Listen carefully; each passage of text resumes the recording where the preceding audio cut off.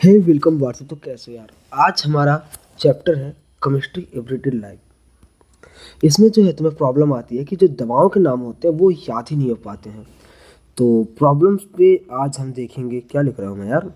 तो आज हम करेंगे सॉल्यूशन इसका। और इसमें दो बातें हैं। पहली बात, इसमें कुछ पोर्शन है जहाँ से बहुत ज़्यादा क्वेश्चन आते हैं, या कह दो कि हाईलाइट पोर्शन। और कुछ पोर्शन है जहाँ से क्वेश्चन नहीं आते, डल पोर्शन। हम करेंगे सारा का सारा, हम छोड़ेंगे कुछ भी नहीं। लेकिन हम उस पोर्शन पे ज़्यादा मेहनत करेंगे और बाकी के पोर्शन पे कम।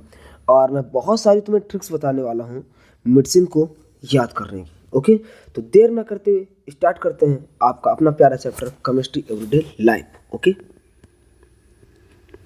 तो क्या लिखा है। फ्रॉम लिविंग परसेप्शन लिखा है क्या। From living perception to abstract thought and form to practice.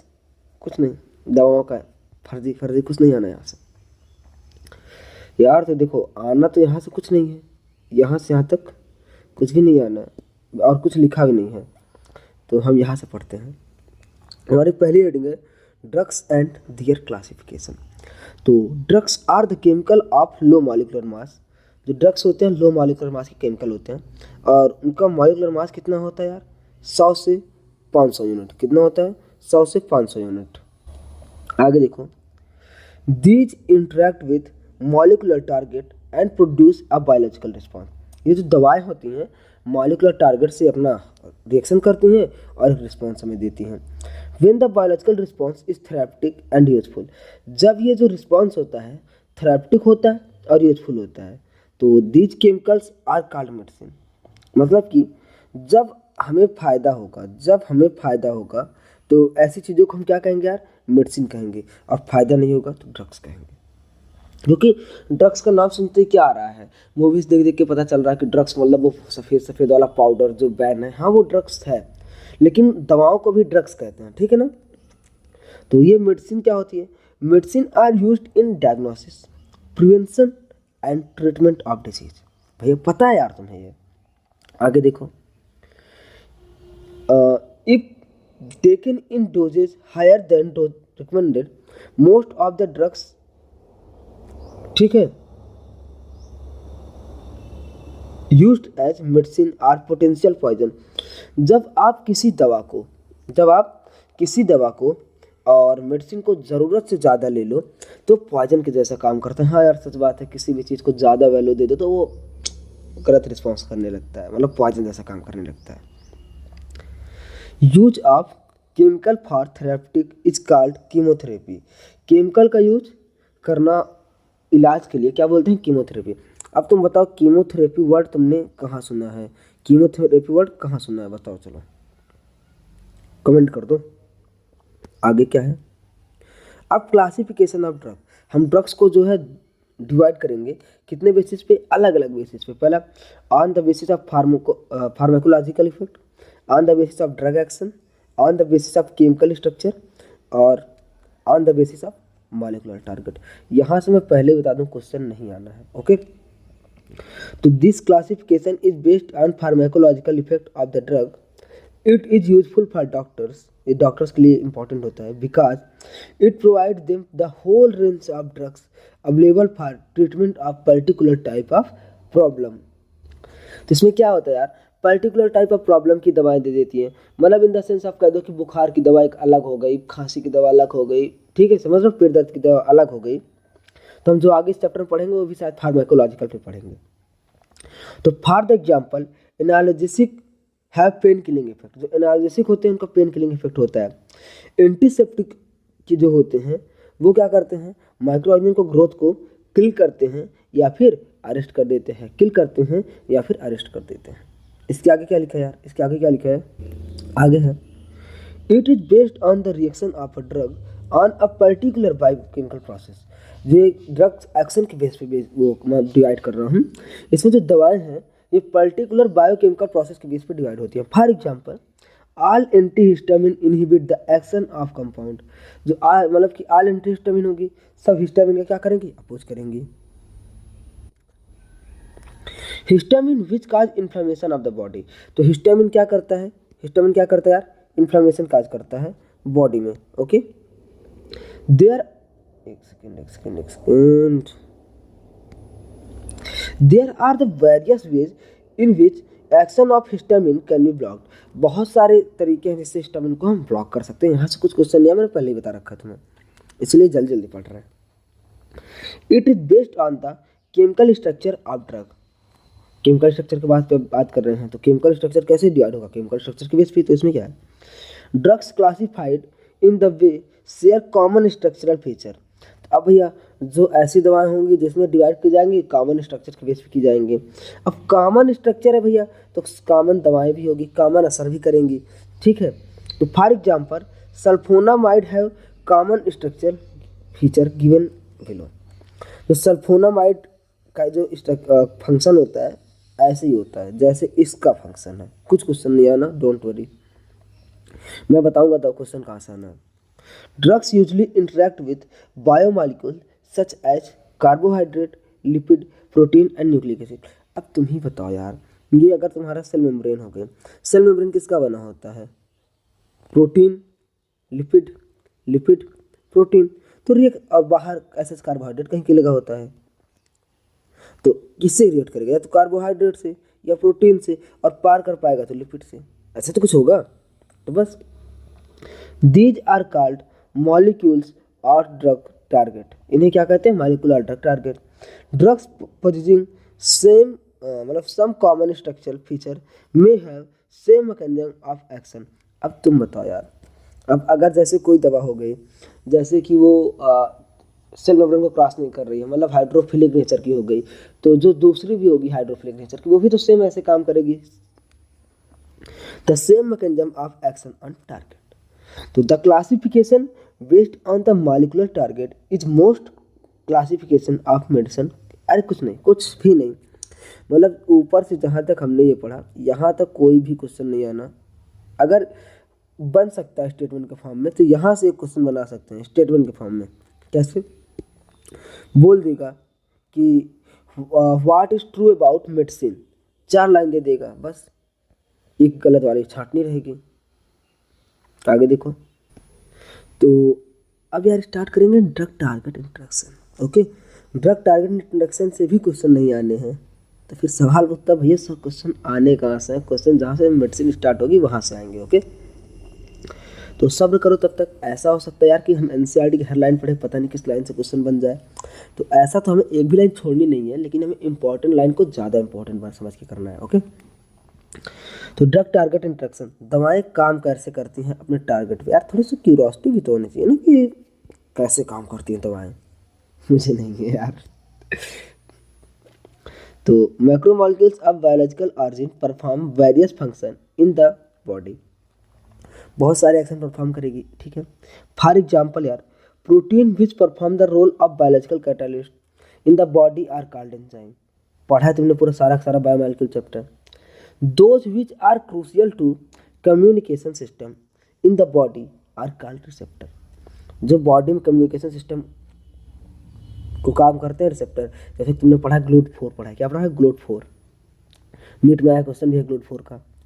Career protein carry polar molecule across the cell membrane. वो तुम्हें पता है यार कि तुमने ऐसे पढ़ा है, ऐसे ऐसे लिपिड होती है, ऐसे ऐसे लिपिड होती है, ऐसे ऐसे लिपिड होती है, बीच में से प्रोटीन होती है, इंटीग्रल प्रोटीन, ये चैनल प्रोटीन, फलाना धमाका। तो ऐसे प्रोटीन के थ्रू क्या नाम है, क्रॉस कर जाता है, लेकिन यहाँ से क्वेश्चन पूछते हैं कि संभावना नहीं बनती। Nucleic acid have coded genetic information for the cell.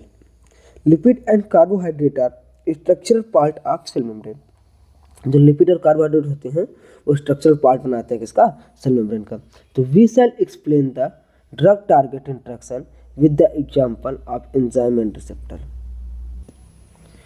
आगे क्या है यार, आगे देखो। अब कैटालिटिक एक्शन ऑफ एंजाइम। जो एंजाइम होता है, एंजाइम कैसे काम करता है, कैटालिटिक ऊपर पढ़ा है, तो एक्शन कैसे करता है, बस थोड़ा सा और सब्र करो, आने वाला है। For understanding the interaction between a drug and an enzyme. इतना तो देखो गारंटी है कि सारी दवाओं के नाम याद हो जाएंगे, ऐसी ऐसी ट्रिक्स दूंगा मैं, लेकिन तब तक तुम्हें सब्र करना होगा। It is important to know how do enzyme catalyze the reaction. यार ये जानना ज़रूरी है कि जो एंजाइम होता है रिएक्शन को कैसे कैटालाइज करते हैं। In their catalytic activity enzyme perform two major function. कौन कौन सा देखो। First function of an enzyme to hold the substrate for chemical reaction.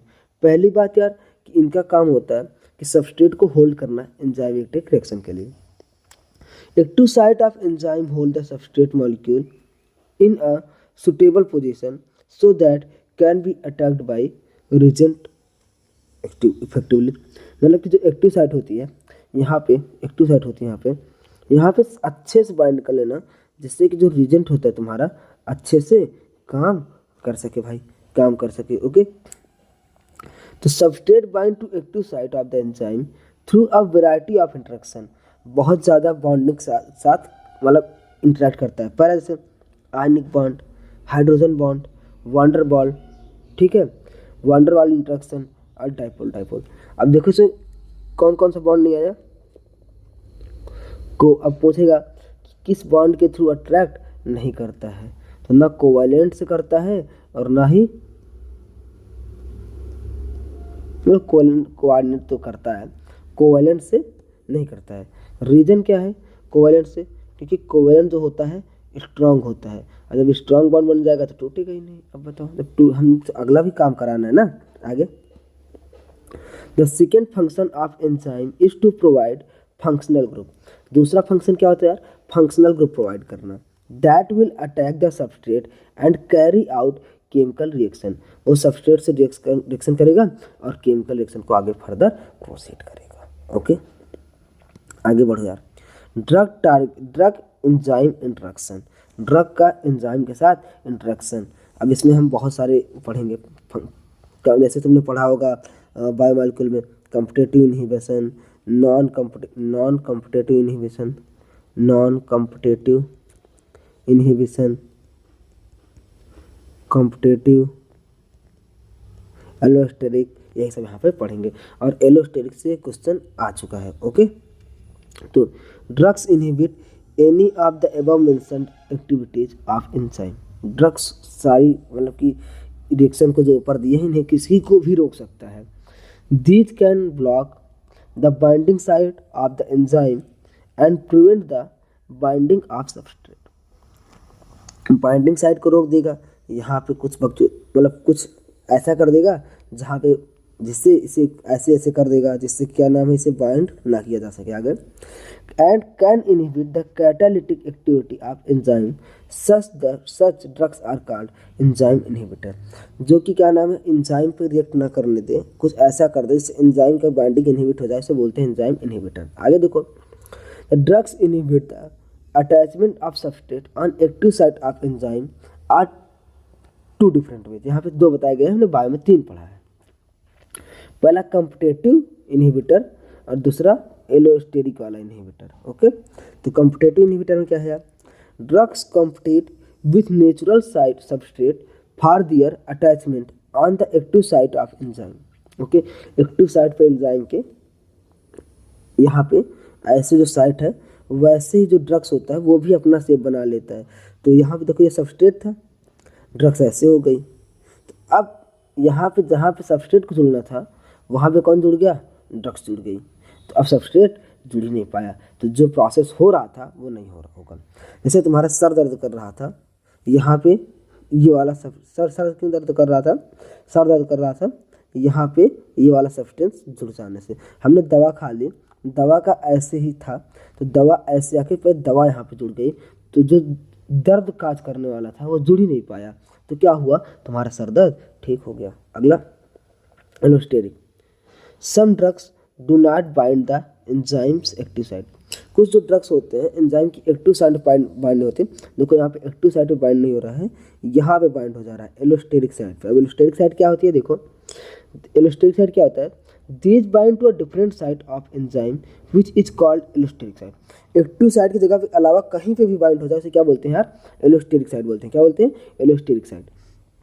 तो this binding of inhibitor at allosteric site change the shape of active site. तो तो ये active site का जो शेप होता है चेंज कर देता है। यहाँ पे देखो ऐसे जुड़ गया, यहाँ पे जुड़ गया, तो ये जो शेप ऐसे था वो शेप कैसे हो गया, ऐसे हो गया। तो अब क्या यहाँ पे ऐसे वाली दवा, ऐसे वाला चीज़ जुड़ पाएगा, नहीं जुड़ पाएगा, ऐसा वाली चीज़ जुड़ ही नहीं पाएगी। तो बस वही है, सच वे सबस्ट्रेट अब इसे रिकॉग्नाइज ही नहीं कर पाएगा। If the bond form between an enzyme and inhibitor is strong covalent bond and can not be broken easily. मैं यही बता रहा था कि अगर कोवेलेंट बॉन्ड बन जाएगा तो वो टूट ही नहीं पाएगा। Then the enzyme is blocked permanently, तब एंजाइम परमानेंटली खराब हो जाता है। The body then degrades the enzyme inhibitor complex and synthesis of new enzyme. ऐसा नहीं है यार, ऐसा नहीं कि कोवेलेंट बॉन्ड से जुड़ते नहीं हैं। अगर कोवेलेंट बॉन्ड से जुड़ जाते हैं तो तुम्हारा जो एंजाइम होता है वो खराब हो जाता है। फिर बॉडी को क्या करना होता है, उस एंजाइम को तोड़ के एक नया एंजाइम बनाना होता है। ठीक है, अब हम आगे देखेंगे रिसेप्टर्स, मतलब कि ड्रग क्या नाम है। जैसे हम बता रहा था कि यहाँ पे दवा ऐसे आ जाती है तो ये इधर रिएक्ट करती है, तो ये कैसे होता है अब हम ये देखेंगे। तो पहली बात यार, एक बात तुम ये बताओ, तुम एनसीईआरटी लेके हाईलाइट कर रहे हो ना, हाईलाइट ही करते हुए पढ़ना है। और देखो अगर मन नहीं लग रहा है यार, तुम्हें बोरियत से महसूस हो रही है दोस्त, तो यार मन लगाना पड़ेगा।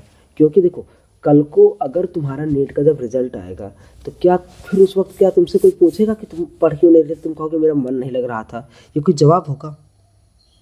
तो अपने आप को ज़बरदस्ती बैठाना पड़ेगा, ज़बरदस्ती पढ़ना पड़ेगा। ठीक है ना, तो स्टार्ट करते हैं यार। थोड़ा मन का अपोज करना सीखो। ये नहीं कि मन नहीं कर रहा है तो चल के उठ के चल दिए छपेड़ा, तो ऐसा ना हो पाएगा। ओके, तो receptor are protein that are crucial body's communication process. Receptor यार जो होता है, जो कि क्रूशियल मेन होता है, मतलब मेनली होता है क्रूशियल का, तो वही क्रूशियल मेन हो गया। वो क्या होता है, मेनली प्रोटीन होता है। Majority of these embedded in cell membrane. Cell membrane में ये है सेल मेम्ब्रेन, और यहाँ पे एम्बेडेड है। ये तुम्हें बताने की कोई ज़रूरत है नहीं, क्योंकि तुमने सारा का सारा cell membrane chapter, cell the unit of life पढ़ रखा है। ओके, तो receptor protein are embedded in the cell membrane in such a way that their small part positive active site projection out of the surface. अब तुमने ये line नहीं पढ़ी है, तो अब यहाँ पे देखो, यहाँ पे क्या है, यहाँ पे ये पार्ट ऐसे बचा है, तो ये तुम्हारा क्या हो गया यार, आउटर सरफेस। और यहाँ पे बाइंडिंग साइट किसके लिए है, रिसेप्टर के लिए। तो आगे देखो, and open outside region of the cell membrane. देखो यार कहने का क्या मतलब है। अब देखो यहाँ पे ये हमारा सरफेस है, ये हमारा केमिकल मैसेंजर है। केमिकल मैसेंजर यहाँ पे आया, केमिकल मैसेंजर यहाँ पे आया, और यहाँ पे इससे यहाँ पे जुड़ा, और इसने इसे जुड़ के या फिर बिना जुड़े एक ऐसा सिग्नल दिया जिससे कि इधर आ गया कि ये भाई चलो चलो हमला हो रहा है, अटैक हो रहा है, काम करो। और जब काम खत्म तो ये भाग गया। जैसे कि ये देश में हमला हो गया था, आर्मी वालों को ऑर्डर दिया गया कि बस आ जाओ, इंटेलिजेंस से टेररिस्ट एक्टिविटी मान लो होती है, तो जैसे इंटेलिजेंस से बताया गया कि ऐसा ऐसा हो गया है। तो अब लोग आए आर्मी वाले, उन्होंने अपना काम किया, टेररिस्ट खत्म, वो गायब। तो ऐसे ही चलता है आगे। ठीक है, in the body message between two neurons and the between neurons to muscle is communicated through certain chemical। अब चाहे मैसेज क्या नाम है, क्या बोल रहा हूँ यार, जब मैसेज चाहे मसल टू न्यूरॉन हो या फिर न्यूरॉन टू न्यूरॉन हो, ये सब किसके थ्रू होता है, केमिकल के थ्रू होता है। तुमने स्टाइल कोलिन का नाम भी सुना होगा नर्वस वाले चैप्टर में, नर्वस सिस्टम वाले में। तो this chemical known as chemical messenger are given to the body receptors protein to accommodate a messenger shape of receptor side change। यहाँ पे देखो पता ही चल गया कि मैसेंजर के आने के बाद शेप चेंज हो जाता है। This bring about transfer to message into cell. The chemical messenger gives message to the cell without entering the cell. ऐसा होता था ना जब तुम छोटे थे, तो क्या होता था कि बाहर से दोस्त आता था, बाहर से कोई आवाज़ देता था, मेरे वाले तो ऊ आवाज़ देते थे। तो अब तुम्हें पता चल जाता था कि अब बाहर निकलने का समय आ गया है। तो ज़रूरी थोड़ी ना है कि सेल के अंदर आके ही काम हो पाए, बाहर से आके भी बुलाया जा सकता है, बाहर से आके भी एक्टिवेट किया जा सकता है। यहाँ पे क्या कर रहा है, पहले डायग्राम में क्या हो रहा है यार, पहले डायग्राम में इस वाले में हो रहा है receptor receiving chemical messenger. Okay, दूसरे में क्या हो रहा है, shape of a receptor changed after the attachment, shape change हो गया यहाँ पे देखो। तीसरा, receptor regain structure after removal of chemical messenger, काम हुआ, रिसेप्टर गायब। अब तुम्हारे दोस्त दिन भर को कुछ चिल्लाते नहीं, जब बुलाना तभी चिल्लाते हैं। आगे देखो क्या है, there are a large number of different receptor in the body that interact with different chemical messenger, बहुत सारे केमिकल मैसेंजर है बॉडी में जो कि डिफरेंट डिफरेंट केमिकल मैसेंजर से एक्टिव करते हैं, एक्टिवेट करते हैं, अटैक करते हैं, रिएक्शन करते हैं, इंटरेक्ट करते हैं। These receptor show selectively no one chemical messenger over all the because their binding site have different shape। ऐसा नहीं है यार कि एक का एक ही सिलेक्शन करना है या कि इसका इसी से हो पाएगा कि नहीं मुझे तो बस यही चाहिए, मुझे तो बस यही चाहिए। क्योंकि यार देखो क्या है ना, सबकी या फिर ऐसा नहीं हो सकता कि एक ही को सब मिल जाए, क्योंकि देखो सबकी बाइंडिंग साइट जो होती है अलग अलग होती है। Structure and amino acid composition, अब चाहे स्ट्रक्चर कह दो चाहे जो कह दो, मतलब अब दो वर्ड आता है, पहला वर्ड आ रहा है एंटागोनिस्ट और दूसरा एगोनिस्ट। एंटा में यार एंटी वाला आ रहा है, और एंटी का मतलब क्या होता है यार, अपोजिट।